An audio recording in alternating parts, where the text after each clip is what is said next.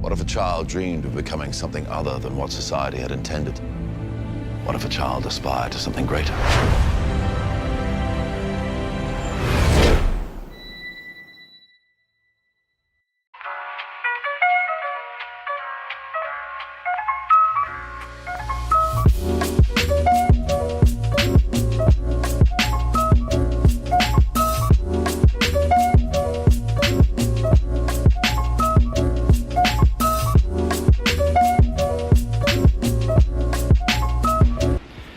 What's up YouTube? It's Jake here with Visionary Training, and today we're going to be talking about opportunities missed.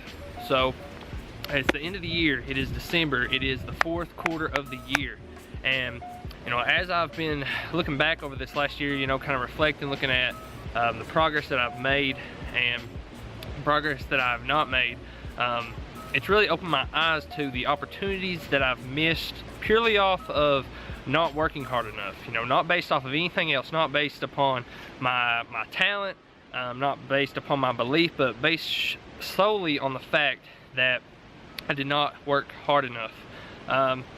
Or a better way to put it, to where it doesn't sound so harsh, is that there's just more work to do, because there's always room for improvement. And you know, man, it's tough when you are conscious enough about, you know, your goals and the dreams and the destination that you're working towards. It's really tough when you see certain opportunities where you're conscious of recognizing that if you had maybe put in a little bit more work, you know, sacrificed a little bit more, and been a champion on those days that you really just didn't feel like being a champion, you see those opportunities and the doors are open and you see them close. So that is really kind of the lesson that I've been taking these last couple weeks, and what's really been on my mind. But even though, you know, you have to have that ability to self-assess and see the things you did wrong, it doesn't mean that that dream or that goal isn't going to happen. You know, that's not what that means. It just means that you've just got a longer way to go. You know, you look at where you started and you look at where you're finished, and maybe, you know, you're anywhere. Even if you're closer to where you started than where you need to be, even if you know that you've not, you know, maximized as far as you could have gotten, you are still at least closer than when you first started. And if you think about, if all of this time, if you never took that first step. So I would just encourage you guys, you know, it's the new year.